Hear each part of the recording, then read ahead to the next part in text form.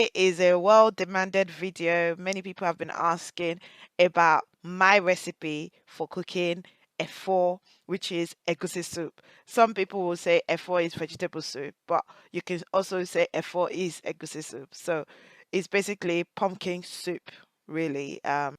So if you're not sure on how to make it, please make sure you subscribe and watch this video and share with your love. With this video, you're going to hear the sound of my daughter cooking with me as well. So please make sure to like, share and subscribe. Okay, so the first part of this video is obviously showing you how to parboil the, is necessary.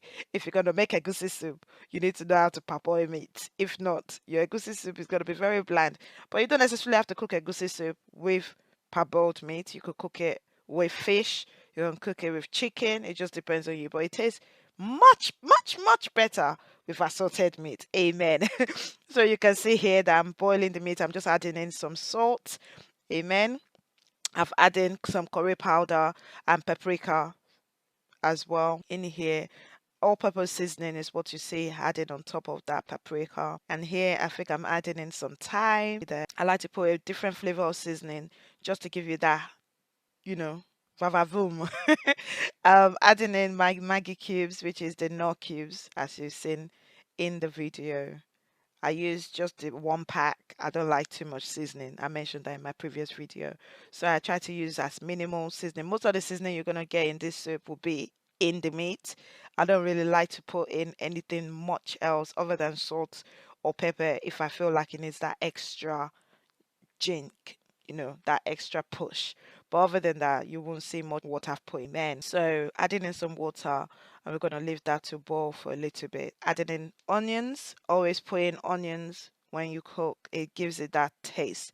I don't know if some people don't like onions, but I feel like onions give it that. I can use like 3 different onions when I'm cooking. I just think it gives it that different taste. So make sure to add in some onion, mix it all together, and we're going to cover it as we go along. I mentioned in my last video, I do not like boiling the different type of meats together. So you can see here, I'm boiling my tripe separately using different kind of seasoning. I mentioned in my last video that the ground peppers that I use with my tripe, I don't put it in my meat simply because I share the meat with my children and they don't like pepper. But we do try to put in a little bit in their food just so that they can get used to it. But as they grow older, I'm pretty sure they will have no choice but to enjoy pepper. So you can see the different flavor. That's the white ground pepper and the black ground pepper. I've put in there with some Maggi cubes as well. So you can see me using the same similar style as when I was boiling the meat with my tripe, put in all the seasonings before I put in the water. I just want to know that the meat or the tripe have enough seasoning in and well coated in before I put in a little bit of water. Yeah, so I'm gonna add in some onions as well. That's me adding in salt, and then I'll cover it to cook. Coming back to you gonna put me saying that. So what are we doing now? What are we putting inside the meat? Onions. Got my little helper here today. And then we're mixing it. Mix it well, Chichi. That's it. Good girl. That's it. What do we do now? I don't know. We cover it. What's this one? Spinach. Croissant. What's this? Ugu. And what's this one? Pepper. Spicy pepper. It's hot. What's this one? A big pepper spicy. No, it's not spicy. This one's a sweet pepper, but they are big tatache, big pepper. What's that? Onions. What's this one? Say it again. Grounded egusi. Grounded egusi. Good girl. I don't think you know what this is. What's this one?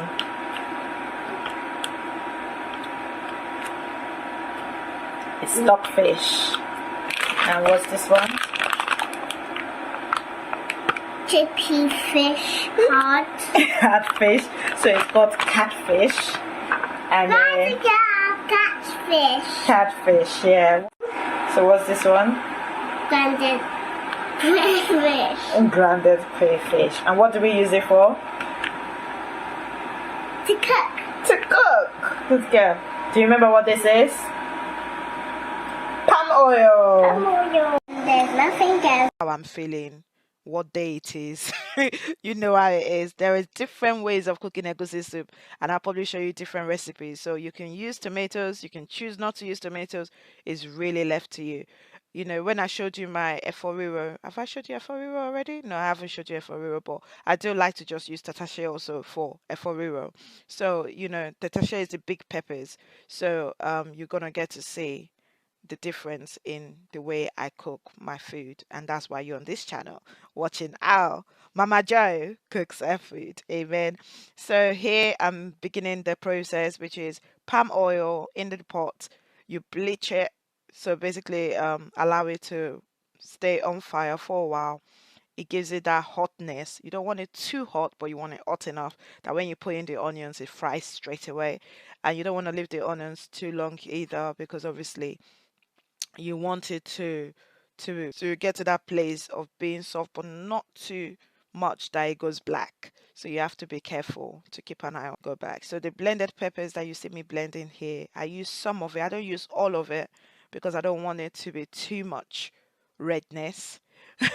So I use just part of it for this process, and then I allow that to boil a little bit. The remaining pepper, as you can see in the bowl, put that away just in case I want to fry up quick stew or make stew with egg or fry up fish stew with yam. It just depends on whatever you want to need it for. I always keep that in the fridge. Then I blend my onions with water, just a little bit of water, and then put in grounded the grounded egusi. I beg your pardon. So I added the grounded egusi to the grounded onion water. So I'll mix it together to form a paste. Just watch as I do it. It's gonna be mixing. So you mix it slowly. You can add more depending on the thickness of the egusi that you want. Will determine how thick this process is. I don't like it too thick, but I don't like it too watery either.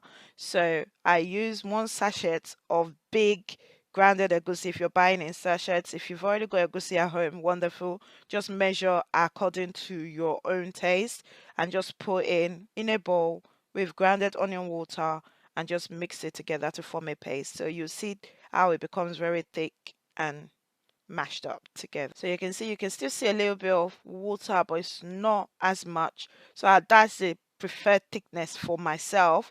But if you want it a bit thicker, obviously you can do it according to how you like it.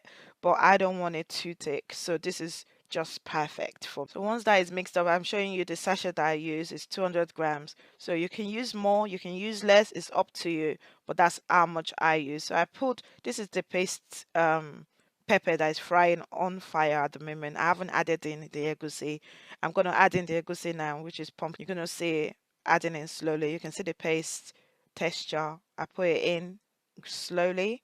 And so once you've added it in, you mix it all up together to your taste. I try not to mix it too quickly because I want that thickness. You know, if you're eating egusi soup, those of you that are used to egusi soup, you want to take that part of the egusi that it looks like it's forming to like an egg, kind of like scrambled egg. I don't know if some of you know that, the one I'm talking about. Like when you pick up the egusi, it tastes like scrambled egg in your mouth. So I like that flavor sometimes in my egusi. So depending on what mood I'm in, like I said, I'm Yoruba. I can cook egusi without efo. When you cook egusi without efo, it's more watery. It's not as thick, but when you're cooking it with vegetable, it's good to have that thickness and that richness in it. So as you can see here, I've allowed it to parboil for a bit, fry, not parboil, fry for a bit, and then obviously mixing it as much as I want the thickness because I don't want it to burn. That's another thing you have to look out for. Egusi burns very quickly. So if you take your eyes off, even for a second, you'll be surprised how quickly it burns. So you have to keep your eye on the pot when you're frying up your egusi. As you can see the broken tatashe in that mixture, the onions. What I'm adding in here is a secret that I'm gonna let out today. I like to fry my egusi with grounded ogbono. Hey, I don't know if you tried that before. Hey, you need to try if you haven't. I like to fry up with just not too much ogbono that will make it draw, but enough that will give it that richness. And please, if you do try this recipe, make sure to put the comment down below. I want to hear your thoughts. I love to fry with a little bit of ogbono. I actually got this recipe again from my mother-in-law, and she does this as a trick. She believes in healthy living, and she always say ogbono is very rich, so I'm very healthy. So try and put a little bit, just a little bit, in the food, especially as my husband does not like ogbono too much, so he doesn't know sometimes that this is the cocoa of the cocoa. So you need to add that little drink, just a little bit, not too much, just enough to give you that vavavoom, that yumness. And now I'm adding in the crayfish. Um, I always put a little bit of crayfish. I'm not too much of a fan of crayfish, as obviously crayfish is salty. So if you put too much, it can make the food very salty. So you have to be careful the amount of crayfish you put in. Now I've added a little bit of the meat and the meat water, as you can see here. So straight after adding in the egusi to fry up and turn into that paste like, as you can see it on the paste flavor, I add in the yeah. And previously I've soaked up the stockfish and catfish fillet in water, hot water, to make it softer to put into the soup. So once I put it in, it will be a lot more easier, and it won't take too long to cook. The meat has already been parboiled, as you've seen previously. So now the fish that has been soaked in water, I'm gonna add it in with the meat. I forgot to show you guys when I was adding the meat, but the meat is added, and I did just use a little bit of the meat water, not too much, because you don't want it to be watery, but you also want that flavor and that richness in the meat water to go into the food. Yeah, so please use proportion as much as possible based on what you want. And what you see me added extra there was extra pepper, because I believe you needed pepper, as we love spice in this house. So that's dry pepper I've just added in, that you've seen there. I've cut up the spinach into little pieces, as you can see here. So I'm just showing you how it looks like after it's been washed in a bowl, ready. And that's the ugu. I showed you in my last video how I defrost the ugu and squeeze it up, squeezing out all the water, and that's how you seen it there. This is the richness of the egusi boiling, and then me adding in the ugu.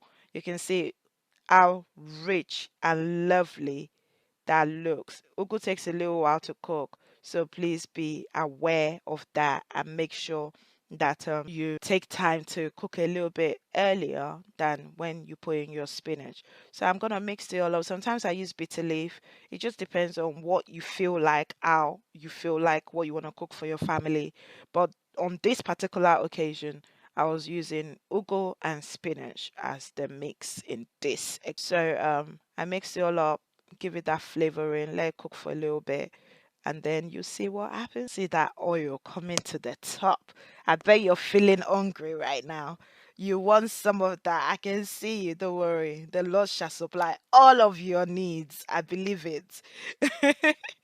So, as you're adding in the spinach, I use a lot of spinach because we quite like it to be green. I like that green texture mixed with the yellow flavor. Oh, I can just feel it right now. Some of you might use Iru with this. I don't like using Iru in egusi soup. It just depends. I prefer Iru in F4, which is the pure vegetable, rather than in egg feel like it. But to your own preference, as how I spinach, chopped up spinach, in mix it all in together slowly, and then the remaining egusi I put in a plastic bowl, cover it, and place it in the fridge, in the freezer, not the fridge, in the freezer, up until the or a full time, or some kind of vegetable time you can just put in quickly. And there you have it. That is the recipe right there. This is us having it with eba. My God, cassava. Whew! I'm just feeling hungry already. I hope you've been blessed. I'm so glad to share this video with you. I love you, and I pray that the Lord will continue to enrich you and empower you. This is what we are about. We're about the teaching of our young ones on how to be a wife and how to prepare for marriage and how to cook. So it's not difficult, it's not hard. Just follow the recipe and you can make something palatable and delicious for your loved ones. I hope this video blesses you, and I pray that it means much more to you as much as it means to me to be able to do this. I hope to do more. I know time is a constraint for me right now, trying to juggle so much, but I'm trying as much as possible to at least get you one video a month of cooking and preparing for marriage. God bless you. And those of you under the sound of my voice, trusting God for that settlement, I pray that the Lord will meet you at that point of need in the mighty name of Jesus. And I pray that He settles you in every ramification of life. Whatever you're requiring settlement for, I pray that the Lord settle you now in Jesus' name. And I pray that the one that He has created be your life partner, to be the bone of your bone, the flesh of your flesh, shall locate you now in Jesus' name. God bless you all, and I hope to see you right here on the Enemies on YouTube real soon. Please make sure to like, share, and subscribe, and tell your loved ones about this channel. God bless you.